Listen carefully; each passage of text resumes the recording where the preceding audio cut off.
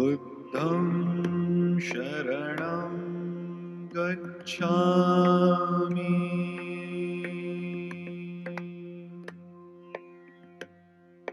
Dhammam Sharanam Gacchami.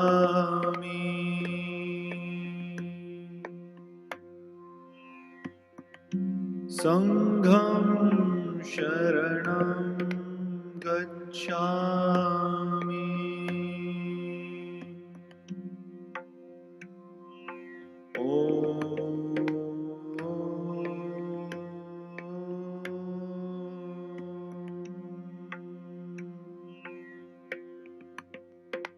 Buddham Sharanam Gacchami.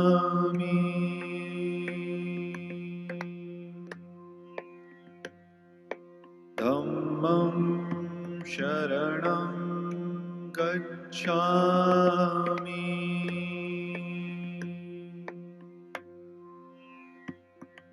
Sangham Sharanam Gacchami.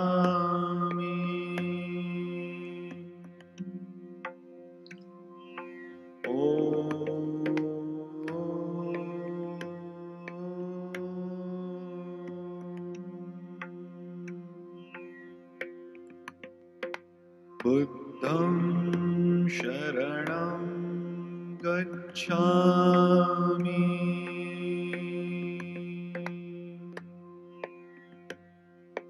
Dhammam Sharanam Gacchami.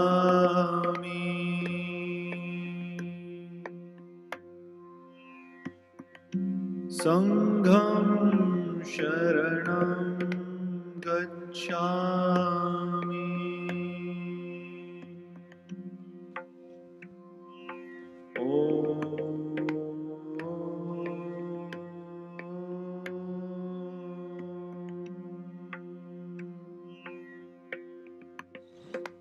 Buddham Sharanam Gacchami.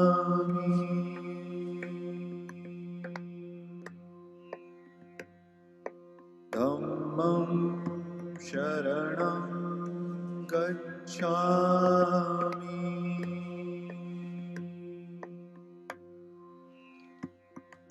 Sangham Sharanam Gacchami.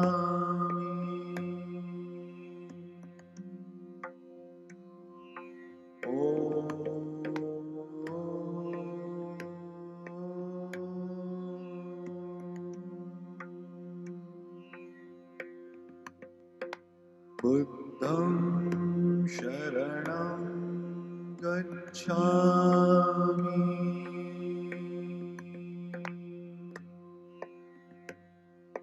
Dhammam Sharanam Gacchami.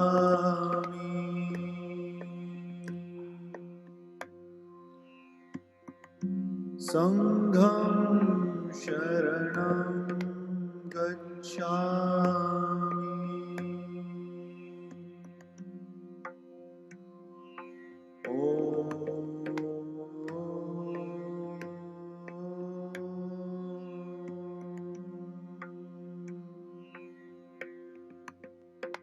Buddham Sharanam Gacchami.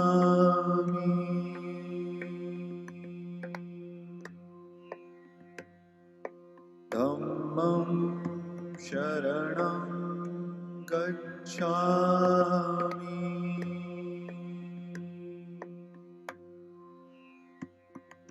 Sangham Sharanam Gacchami.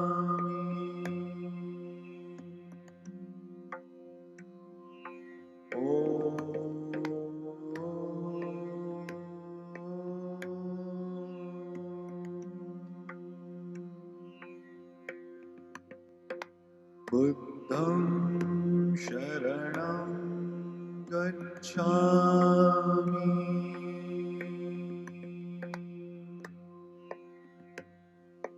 Dhammam Sharanam Gacchami.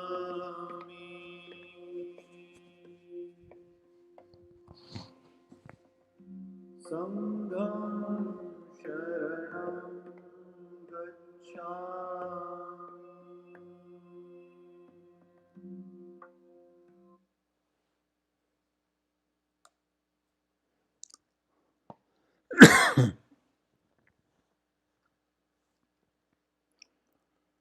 Dumba Jumden de Jen Shaba Dajumba Yandaba Zobe Sanje Rigba Dan Shamsu Demba Devara Java Jigden Jamba Jabo Deve Kalo Jurva Lana Meva Lada Menamje Dumba Sanje Jumden Bejawa Jaja Duma La Janja Lo Chodo Jamsu Che Wo Dumba Jumden de Tishin Shaba Dajumba Yandaba Zobe Sanje Rigba Dan Shamsu Temba Devara Sheba Jigden Chemba Jebo Dube Galo Jurwa Dana Meba Lada Menamje Tomba Sanje Jumden de Pejawa Shaja Tuba La Chanzelo Chudu Jazo Je Wo Domba Jumden de Dishen Shewa Chajumba Yandaba Zobe Sanje Rigba Dan Jazo Demba Devara Sheba Jigden Chemba Jebo Due Galo Jurwa Lana Meba Lada Menamje Domba Sanje Jumden de Pejawa Shaja Tuba La Chanzelo Chudo Jazo Che Wo Sanje Chudan Soje Chonama La Chanchu Padu Tane Jazo Che Dagi Chöje Jebe Tonamanje Jola Penje Sanje Drobara Shoe Sanje Chodan Soje Chonama La Chanju Bandu Tane Jasoje Dagi Chöje Jebe Tonamanje Jola Penje Sanje Drobara Shoe Sanje Chodan Soje Chonama La Janju Bado Dane Jansu Che Dagi Chushin Jibe Sonamanje Drola Penje Sanje Drobara Sho.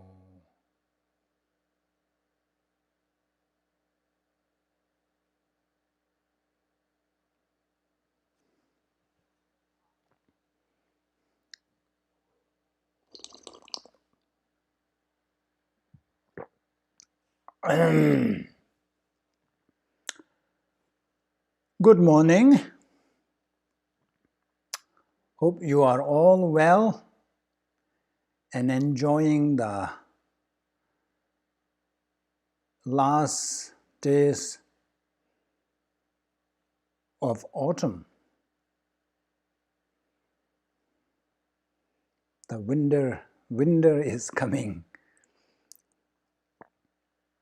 So, how was your week?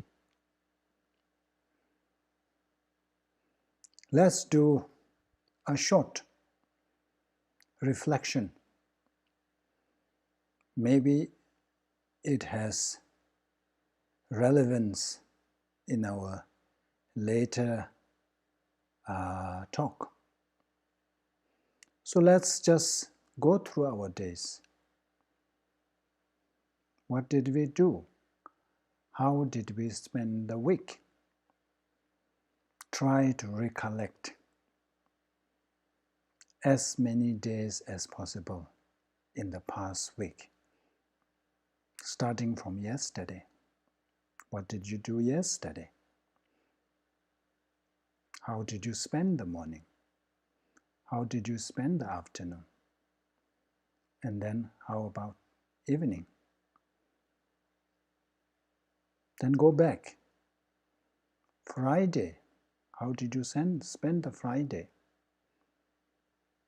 Then Thursday, Wednesday, until Monday. So let's try to recollect and see what we find. Okay, let's spend maybe 1 minute. Try to recollect what we did in the past 1 week.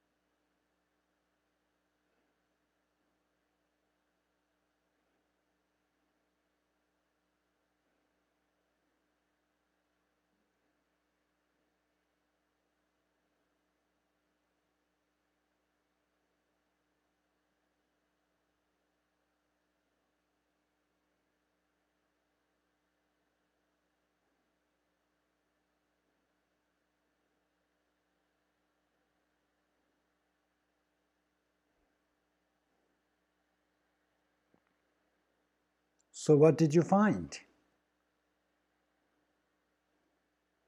Out of 7 days, how many days did you spend on Dharma practice? And if you dissect the days, how many hours? We all had been very busy. We never really stayed idle. We were very busy doing something else, doing something. So were those Dharma activities, do those activities qualify as Dharma practice? Were those deeds are beneficial in our future life? I know most of you are working people, so you spend most of your time at work. But remember, Dharma practice does not require us to sit quietly in our prayer rooms or in front of a holy image. No matter wherever we are, whatever we are doing, we can still practice Dharma. That is the unique feature of Buddha Dharma. So considering all that, taking all that into account, how many hours of one whole week did you spend on Dharma practice? Or let's say, how many hours can you confidently say that these number of hours were Dharma practice? So if you find that you have wasted this precious human life,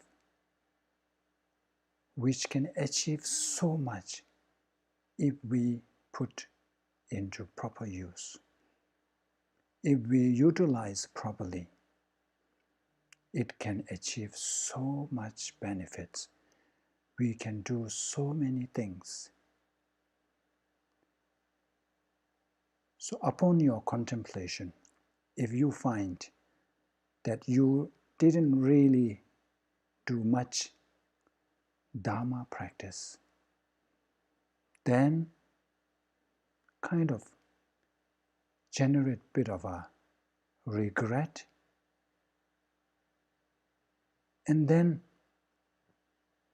make a strong determination that this week, starting from now,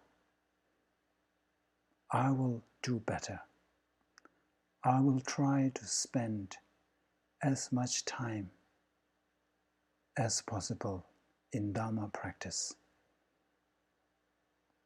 I will try my best to set my motivation in the morning before going to work, and also make a strong mindset that even at work I will try my best to be mindful, to be kind, to be compassionate,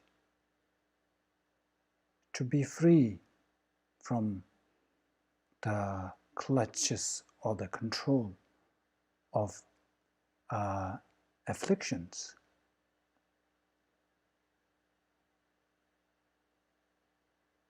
So that's the way to go about. We all make mistakes.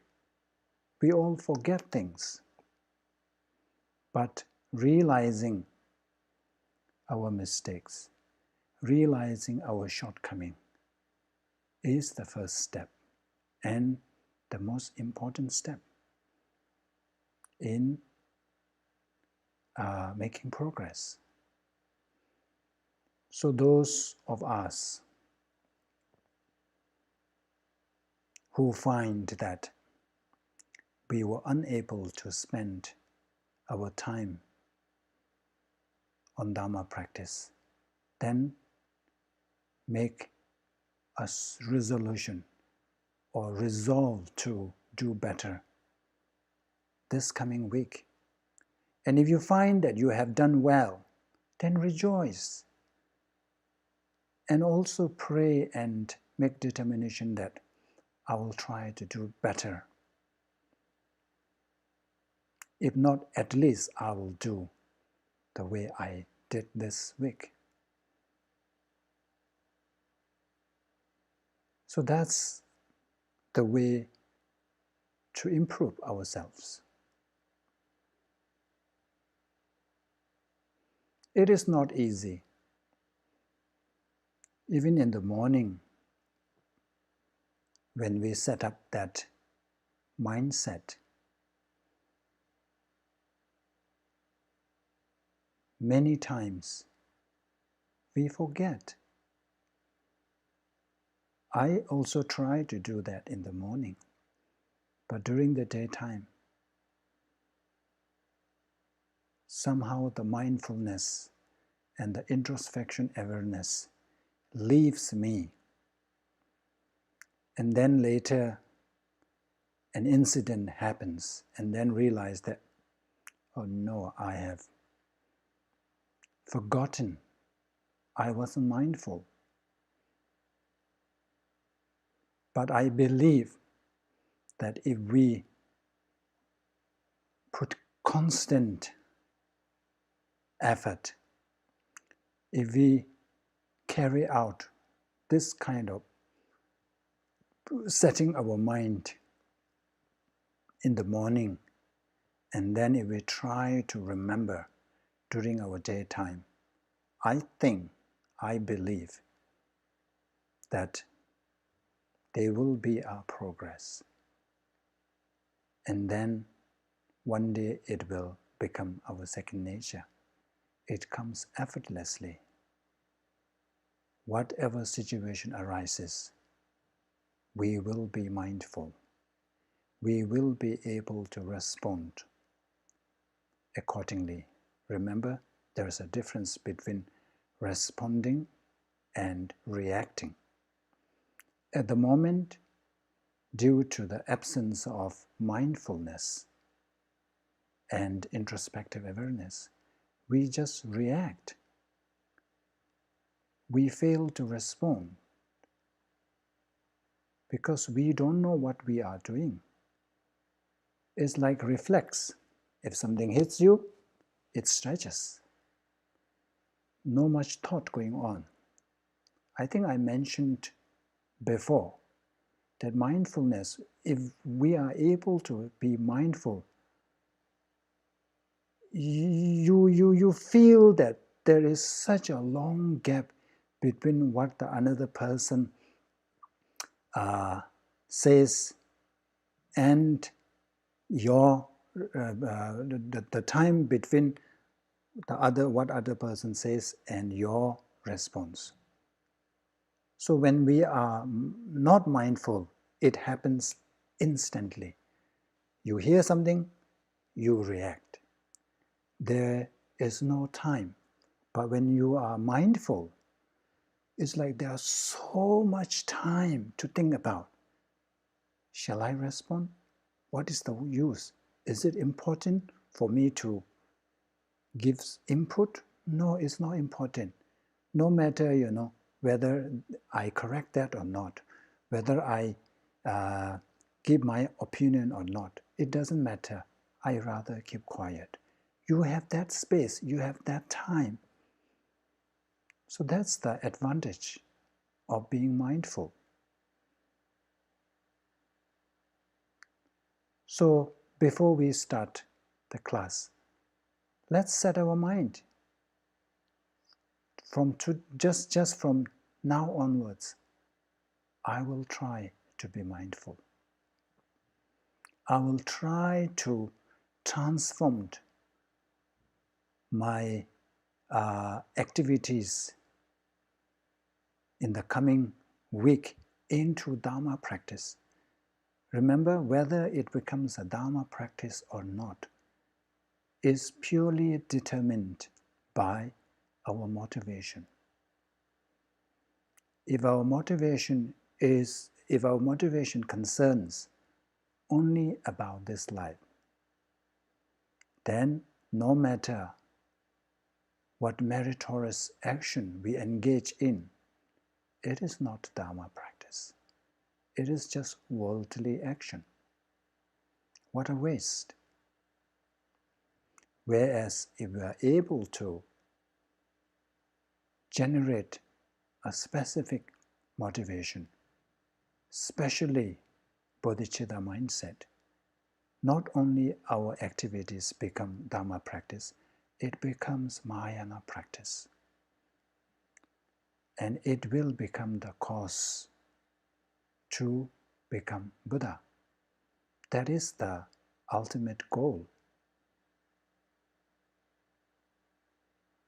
So with that, let's dive into the text.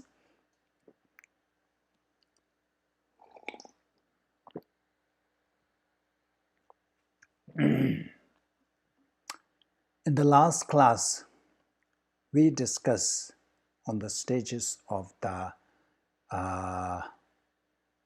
calm abiding, the stages of concentration that leads to calm abiding.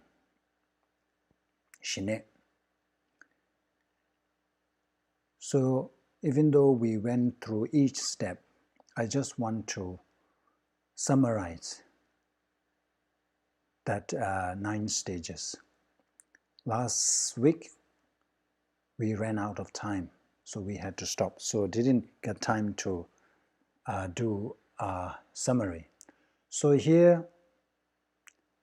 now that we have decided, we have heard about the benefits, the merits of cultivating calm abiding. We saw all that benefit, so we are now inspired to achieve that. So we decide to cultivate that. So first, we need to rely on the instructions that we have received. So first, with the instructions, how to meditate, what to meditate on, we start the meditation. We chose, let's say, our breath as an object of meditation, or Buddha's image as meditation. So we start the meditation. That is the mental placement. That is the first stage. So at that stage, of course, we cannot rest our mind even for 1 minute. 10 seconds into our meditation, our mind wanders. Or for some people, feel sleepy, laxity sinks in, or we sink into laxity. So that's the first place. So now, if we just stop there, of course, we cannot progress. So we still continue. Now that using the force of reflection, so we already know the instructions. So contemplating on that, relying on that understanding, we try to prolong our concentration. So that is continuous placement. So these two are categorized as tight focus because at that stage, the distraction is too frequent. We cannot even sustain for 1 minute. So we need to constantly remind ourselves, constantly mindful of our object of meditation. So there is constantly, it requires constant effort. So that's why it's called the tight focus. And then you progress. The concentration improves. So we are able to stay a bit longer. And then we also become more aware of our distraction. So the early two stages, there will be time lapse between our mind wanders and at the time our mind wanders and the time we notice it. So now at this stage, we are able to notice it as soon as our mind wanders. We are able to notice it, and then we try to bring our mind back on the object of meditation. That is patch placement. It is like patching your clothes. If your clothes, your shirt, I think over here it is impossible for people to wear patched clothes unless it is a fashion. But in Tibet, in my early days, I wore patch pants all the time because those days Tibetan people are very poor. So if there is a cut, you just patch up. So that's what I mean. This is what in patch placement. So there is these gaps, the time where your mind wanders. So by bringing it back, you patch up that gap. And then, so these, at this stage, at the patched placement, we rely heavily on mindfulness. We must remember, we must be mindful that our mind is resting on the object. So these two rely heavily on mindfulness. The first, of course, mindfulness when our mind wanders. And then the second stage where your mind doesn't really wander, but from the beginning, you remember not to wander your mind, not to let your mind wander. And what happens is, at these two stages, we have focused so heavily on bringing the mind in. What happens is, it has kind of a consequences, or the side effect is that your mind sinks into laxity. Everything you kind of bring in, close in. So the laxity seeps in. So for that, we need to be watchful. We need to spy on our mind whether the laxity is coming in. So that's when the taming and pacification at these two stages, mainly the work of introspection. So when the laxity arises, we meditate on the advantages of the calm abiding. That will lift up our mind. So we become, we are able to come out of that laxity, that dullness. And then what happens is, when we do too much of that, too much of contemplating on the merits, then there is danger of our mind, or danger of excitation arising. So we need to apply perseverance. We need to apply effort from the beginning, not to give a chance for the excitation to arise. So at this two stage, we rely heavily on the effort or the perseverance, force of perseverance. So at the seventh stage,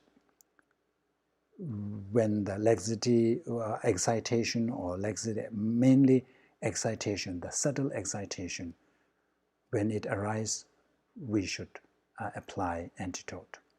But at the eighth stage, we just need to be mindful, because there will be no instances where laxity and excitation arises. It is because that from the beginning we apply the force of perseverance. And then it will progress into the balance placement, where after months and months of acquaintance, we achieve the what you call the effortless. We just need to direct our mind on the object, and then it just flows. It's spontaneous, it's effortless. So that's the ninth stage. Of course, we have not yet achieved karma abiding. In order to achieve karma abiding, we need to achieve that flexibility. We need to remove the resistance. We need to remove any strain of inserviceability. We make our mind and body serviceable to put or to use according to our wish, wherever we want to, or how long we want to. At the moment, we cannot. It's because there is this resistance there. Our body and mind is not flexible enough. So in order for that, we need to achieve what is called pliancy. And then we achieve shamatha, or karma abiding. So the question now is that enough? So the verse 30 says it's not enough. So let me read the Tibetan one. Sherab mena paru chingai zobe chanju tobar menube tabda denshi kursum me tokpe sherab komba gyalse lagle yins. So he says it's not enough. Since the five perfections without wisdom cannot bring perfect enlightenment, along with skillful means cultivate the wisdom, which does not conceive the three spheres as real. This is the practice of Bodhisattva. It says, on top of shamatha, or karma abiding, we still need to cultivate the wisdom. So we may have progress so much in the first five perfections, but I said that will not lead us to achieve enlightenment. We need, in order for our practice to be called perfection, to cause our practices to become the causes to achieve enlightenment, to achieve perfection, we need to cultivate wisdom. So, for example, the practice of generosity. There is a difference between practice of generosity and perfection of generosity. What differentiates between the two is the wisdom. The practice that is complemented by, or the practice that is associated with wisdom, Here, when we talk about wisdom, wisdom realizing emptiness. So any practice that is complemented by the wisdom realizing emptiness, such practices become the perfection of generosity or perfection practice. So for example, like generosity, a practice of generosity that is associated with the wisdom realizing emptiness becomes the perfection of generosity, whereas the practice of generosity without wisdom becomes a mere practice of generosity. So here you see the image, a crippled and a blind man. So in the sutras, like Chandrakriti, Chedara Longwe Tsogun Teladu, Meden Kibu Chige Dobai, Yudu Chiba, Tishin Diryanlu, Menyam Yunde Landi, Kenyi Doors. So it's like if we need to travel to a place, our desired land, in order to get to our destination, we need transport.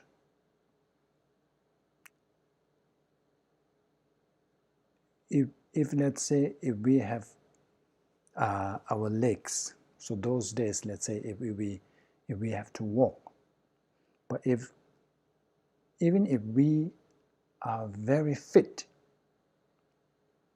and even if we can run so fast, but if we don't have the eyes, no matter how fit and how athletic we are, we can never get there. So likewise, it says that in order to get to the state of enlightenment, we need the wisdom. Wisdom is like the eye. For the blind people to get to their destination, they need a person with sight to lead them. Likewise, the five perfections, the five practices, such as practice of generosity, ethical discipline, and so on, require wisdom to become the cause to achieve enlightenment. And there is a very nice quote. It says, "Kanzi sherab kine yongsu sin gyurpa tezi mingi gyurching diye mik tobo perna rimyo lene yong sin mik meba chise mikma chibar nyamba metopshin." There is a nice analogy. So obviously in ancient India, when somebody commissions a portrait, those days you rely on an artist to paint your portrait. There were no cameras then. So an artist would draw everything. They will finish all the details except the eyes. So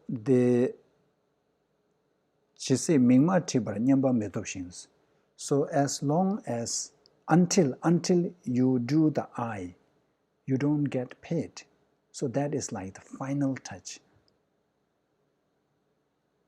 So likewise, the wisdom is like the final step.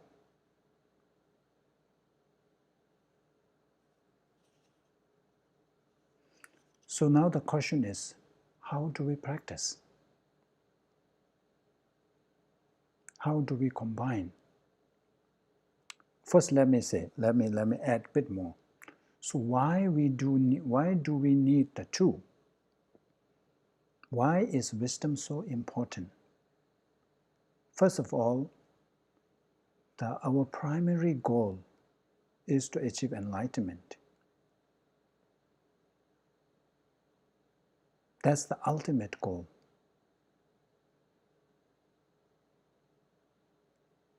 So when do we become Buddha?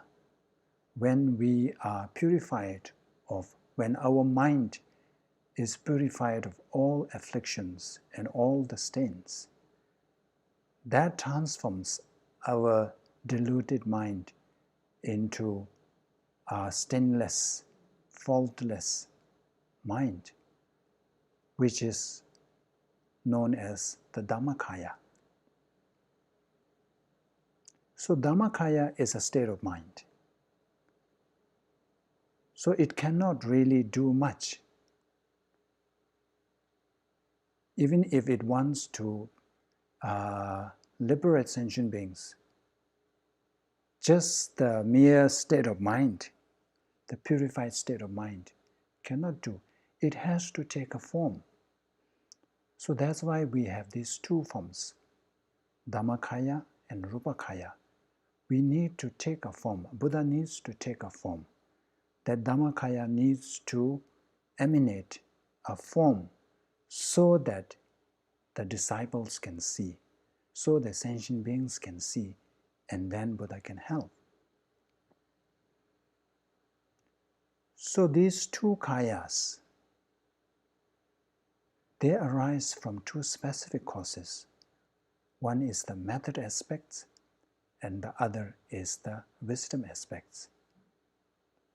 Gyawandi kiwu sunam yishi sosade, suna yishi lejume tambokunye tobarshos, as said by Nagarjuna. The wisdom aspect of merit and the method aspects of merit. We need to cultivate these two merits in order to achieve the two kayas. So wisdom is the one that results into achieving the Dhammakaya. Of course, Dhammakaya is the main one. Without Dhammakaya, we cannot even emanate into the Rupakaya. That's one reason. Secondly, of course, concentration. Even if you have achieved the highest concentration, you are still stuck in samsara. That's why we talk about Shita and Sita, Tanyi. The two, I don't know, it may not be the two ends. I don't think it's translated extremes. So what happens is, if we simply engage in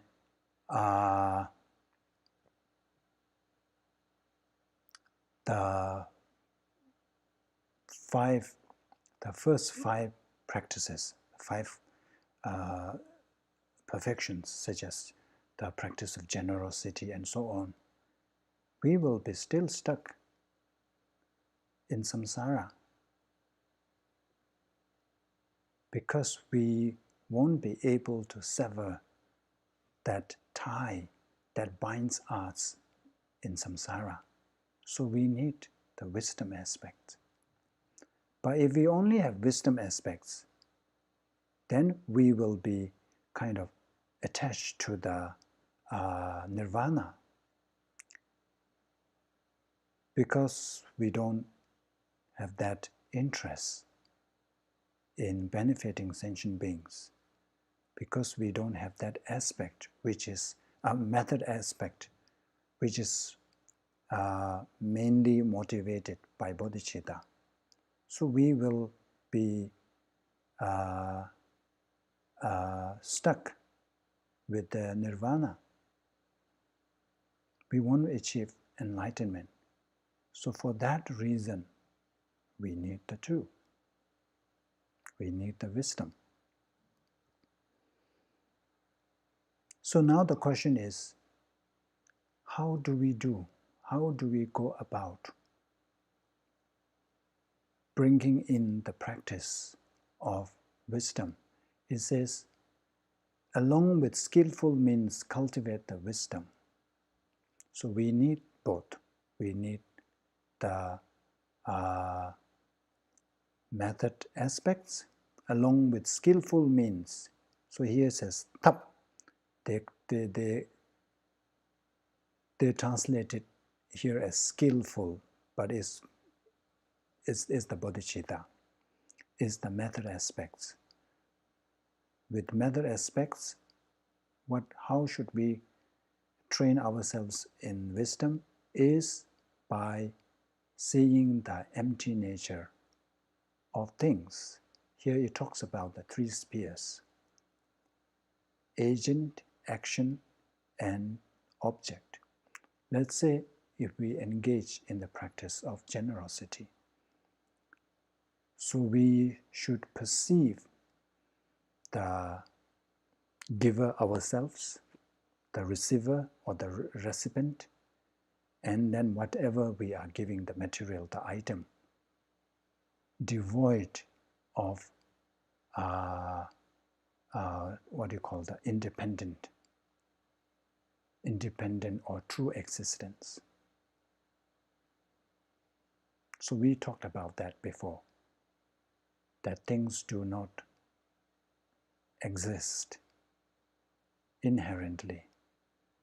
The reason is they are dependent originated. Either they came about because of causes and conditions, or they are there because of its parts, or the label or the name given to it. So things exist because of these three things. So they do not have their own true nature. So whatever we practice, we need to see that. We need to see in everything ethical discipline, patience. When we practice patience, we become the practitioner because of certain reasons, certain conditions. If there is no person to tolerate, if there is no person to irritate us, there won't be a person who practices patience. If patience itself exists from its own, then no matter, it does not depend on whether there is a person who irritates us or not. Everybody becomes practitioner of patience. Then we have to call everybody a very patient person. But that's not the case. So anyway, so it says, which does not perceive. So we need to perceive everything empty of inherent existence, which does not conceive the three spheres as real. When we see a beggar, we should not perceive that person as existing from its own. We should see that as empty of such true existence. So that's why, if we are able to do that, that becomes the practice of Bodhisattvas in terms of training in the wisdom, perfection of wisdom.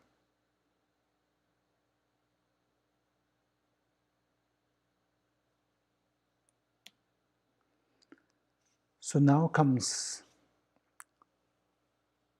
we are now going on to another segment. These are called the 4 practices that is prescribed in Sutra. So the first one is examining our own mistakes.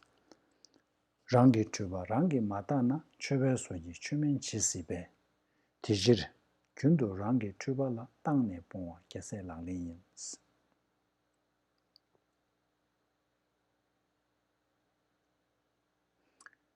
If you don't examine your own errors, you may look like a practitioner but not act as one.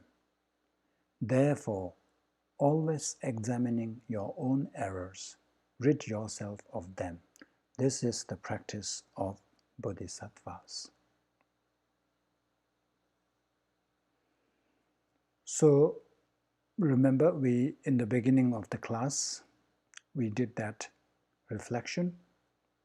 So this is to find out whether we are a practitioner or not.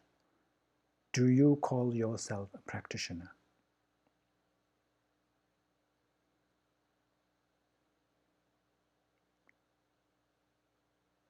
So here is highlighting the importance of really looking inward,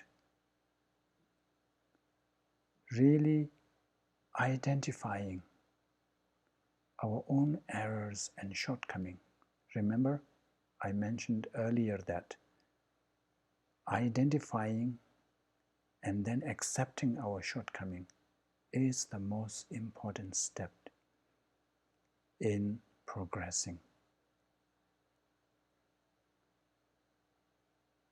in making progress in our Dharma practice. Sometimes we are so ignorant when we listen to a teaching, when Lama talks about all these faults and shortcomings. Instead of checking ourselves, we try to think of examples other than ourselves. Oh yeah, I know this guy. Yeah, oh, he is talking about this one. Yeah, he is like that. It never dawned upon us that actually the Lama is talking about us. So that shows the level of ignorance we are in. So the danger is, what will happen is, if we fail to look at ourselves. In Tibetan we have a saying, Shen la tawe migdang, rang la tawe melong kweus. That means we need eyes to see others, but it says we need a mirror to see ourselves. So that's why we need to constantly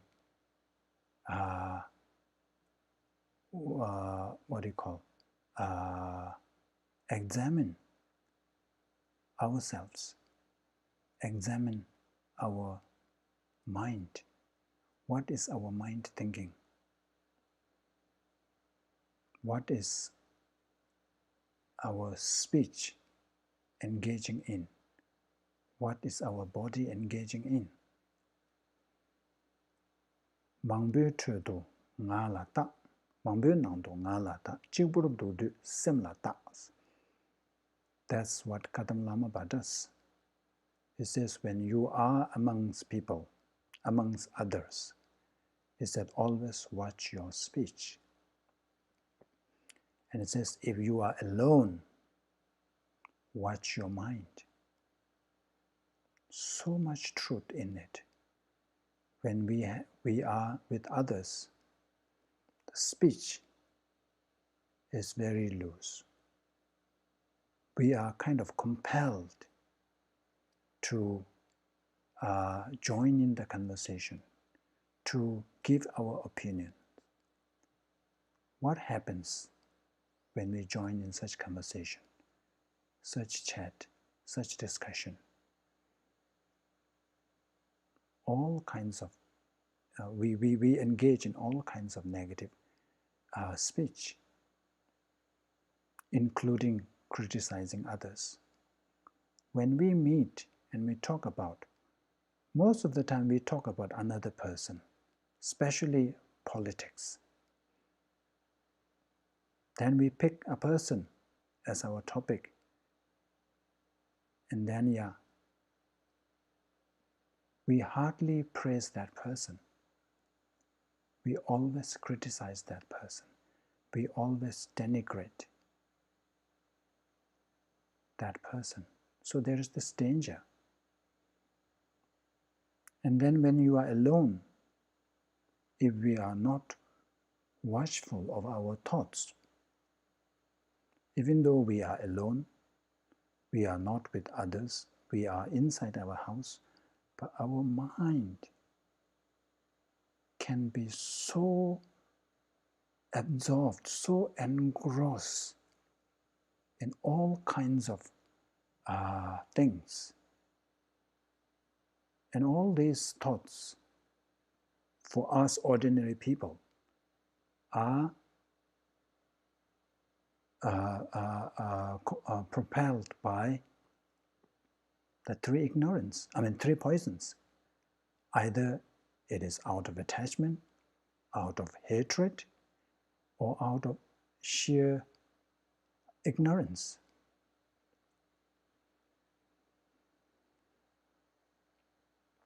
So now when we examine ourselves, what happens? What did you find? Do you think that you are a practitioner? I'm sure most of us think that I am a practitioner, I'm a Buddhist practitioner, I'm a Mahayana practitioner, and then others also kind of show respect and regard and calls you, oh, he is a practitioner. He has been practicing Buddha Dharma for so long. And what happens is, if we fail to really examine whether we are real practitioner or not, we get carried away by others' word, and then it kind of inflates our ego, and we think that we are such a great practitioner, and when we hear otherwise, we get angry. So it is always important to reflect. So this is to avoid hypocrite. This is also especially for people like me who teaches. So that's why I always make the disclaimer that when I teach, I'm not saying that I'm perfect. I'm not saying that I do all this practice. So that's why I mentioned before that I feel a bit embarrassed to really teach this kind of thing, because I don't have no experience. So it's really like parroting. But of course, when I see this, it's a good kind of a, exhortation, urge myself. That helps. So it says, it may look like a practitioner, but not act as one. When we hear others call us practitioner, we act like one. We think we are, but we act completely different. So Dharma practitioner, what is the minimum requirement? The minimum requirement, whatever we do, our thought must concern next life. As long as our thought or interest is in this life, it's not practice of Dharma. We are so concerned by other people's view. We don't really look closely. When we look closely, everything is about me. How do we introduce ourselves? We tend to brandish our, our title, our degree. I'm a doctor, I'm a professor, I'm an engineer, I'm a surgeon. I've been practicing Dharma for 20 years. Or I have received this one, I know that one. We are so concerned by that. If a Katamba master comes, I think there won't be much introduction, like His Holiness always does. His Holiness introduces himself as, I'm a simple Buddhist monk. And I told you that one time, like the Senshab Rinpoche, I really mistook him as an ordinary old monk. No sense of ego, even though he is so popular, so well respected, but goes by without any sense of importance. It's like really, it's like ordinary. So that shows that they have been doing this checking. So it's therefore always examining our own errors, rid yourself of them. This is very important for Bodhisattvas. Like the Due Ngobushi, the 4 means of gathering disciples. So the last one is Tuenchoba. Tuentumba. Tuentumba means you live by what you teach. So that's so important. Otherwise they will say, oh yeah, he's just hypocrite. He says this, he teaches this, but he doesn't do. Our goal is to achieve enlightenment so that we can help others. And while we are in our journey, we are still supposed to practice in benefiting others, like generosity, to give Dharma advice. How can we give Dharma advice if we ourselves don't practice, doesn't even have the intention to practice, doesn't even realize that we are not a practitioner?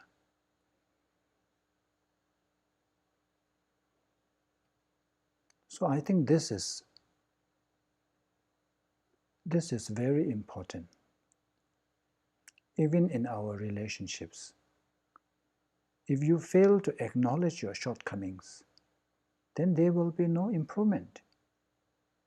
Let's say if you have been having some argument all the time, if you are not even willing to look at the cause, why is this squabble arising? Why is this argument arising? If we are not even willing to look at that, then how can we prevent or stop that argument, that quarrel? So it says, therefore, always examining our own error, rid yourself of them. This is the practice of Dharma. It says, this is also so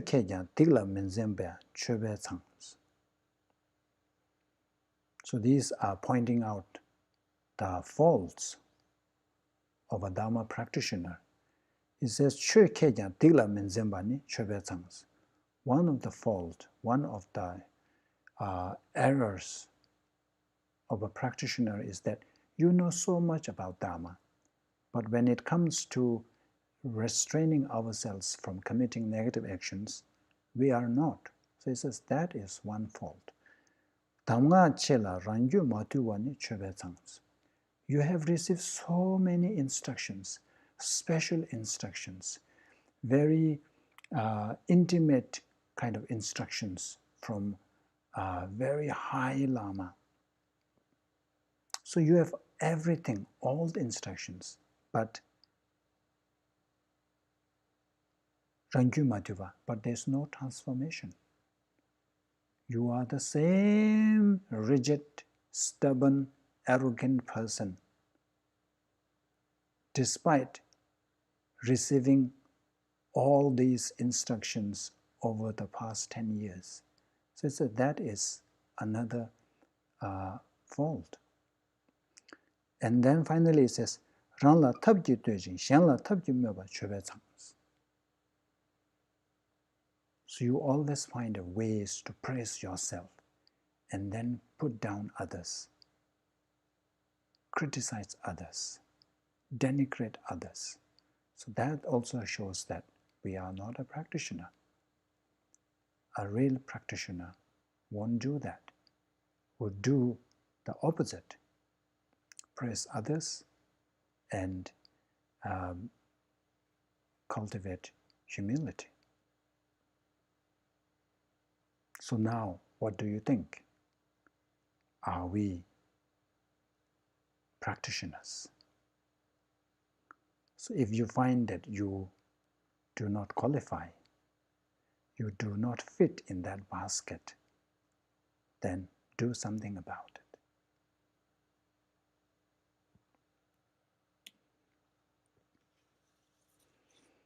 And the second practice is avoiding criticism of Bodhisattvas. Okay.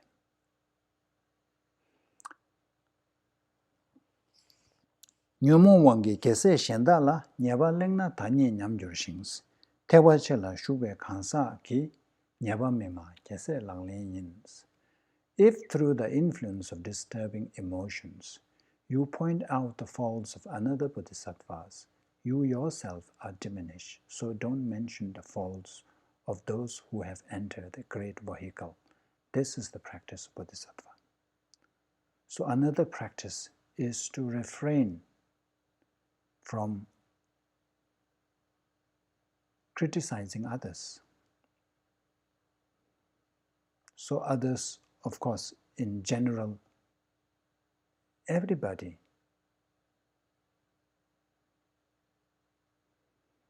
You see, I have an image here.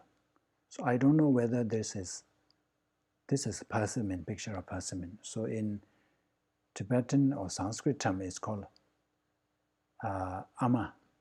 So I don't know whether this is the right fruit, but it says that this fruit comes in 4 varieties. So there is this batch of fruit which is neither ripened from inside nor from outside, one type. Another is ripened from outside, but inside it is unripe. And then vice versa. And then neither. So there are 4, it comes in 4 varieties. So if you are to choose, pick one. It's difficult, isn't it? There's no guarantee that you will be able to pick the one that is fully ripened, inside and outside. So here it's saying that we don't know about others. There are people who have so much realization inside, but outwardly looks very ordinary. Some people outwardly looks like realized being, but inside it's empty. So when we have that kind of variety, how can we judge a person? When we criticize another person, we are judging that person. We don't know that. some beings high realize, but wanders like a beggar. Many practitioners, because they have no attachment to worldly things, they don't care what people say about them. They wander in ragged clothes. They wander in streets in search of food. But if we are to judge them, if we are to call them beggar, stupid, or whatnot, imagine how much negativity we will commit. So this exactly for that reason that Bodhisattvas should really watch their speech. Through the influence of disturbing emotions, you point out the faults of another Bodhisattva. So it could be out of jealousy, out of anger, hatred, or out of attachment to something else. If we are to point out the faults of another Bodhisattva, what will happen? You yourself are diminished. Our practice will be flawed. Remember Bodhisattva practice? When we generate the aspiring bodhicitta, we talk about the 4 white practices and black practices. One of them is to refrain from criticizing others. So when we do that, it kind of transgresses that precept. So you yourself are diminished. And not only that, because we don't know who the other person is, if that person turn out to be a bodhisattva, and especially somewhere on the high realization, with a high realization, then remember, we create karma that will bring us to lower realms. Not only that, it diminishes, it destroys the merits that we accumulated for eons. So it is very dangerous. So don't mention the faults of those who have entered a great vehicle. I have a picture of fire here. It is like walking. If this fire is covered with ashes, we won't see that. We won't see that there is fire beneath that ash. And if we are to walk on that blanket of ash, it would burn our feet. So, as a bodhisattva, as a pursuing bodhisattva paths, we should always watch our speech. Remember what Kadamba masters said?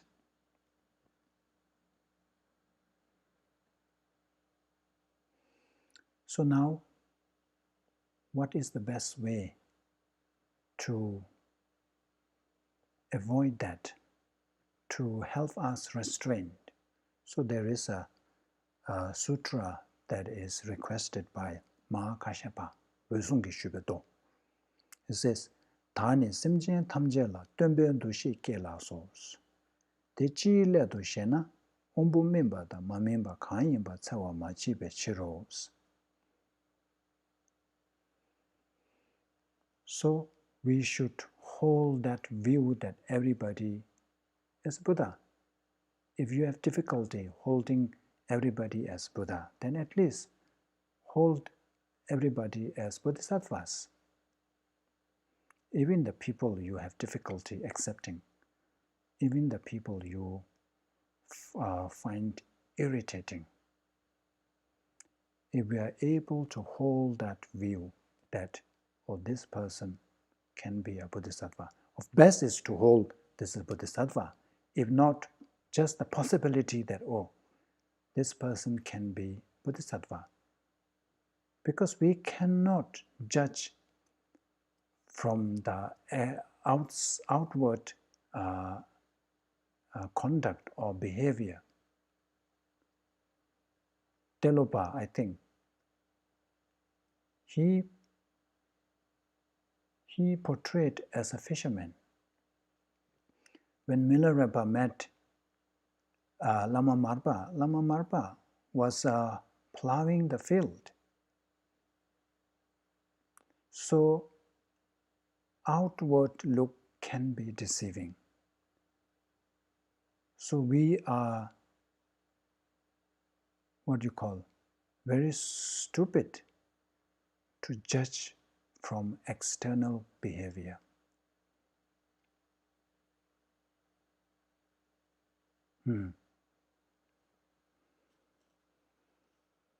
So that's about avoiding criticism of Bodhisattvas. Do we have time? So maybe I think we will stop here. It's almost time. Okay, let's stop here and we can continue in the next class. I think we are doing well in terms of time. So we have still, I think, 2 more classes. And even though in the schedule it says that the last weekend of November is going to be the retreat, but I guess we are not going to have that because of the COVID situation. Hopefully we can do that in next semester. So thank you, and let's dedicate our merits. Tagi jinye sabe jawa de denda dowa gunla kangben da chebara chizun losan taba ye tembe nyingbo ringdo seje jo jambe bawe chedara chemba da kundu sambo teyan teshendo teta kungi jesu talo Gyawan deda damje rabdo ngo dezon shekbe gyawa damje je ngowa kanla chodo ngawa dage gewe tsawa degun jan sambo chuchi rabdo ngo warar ge. Thank you.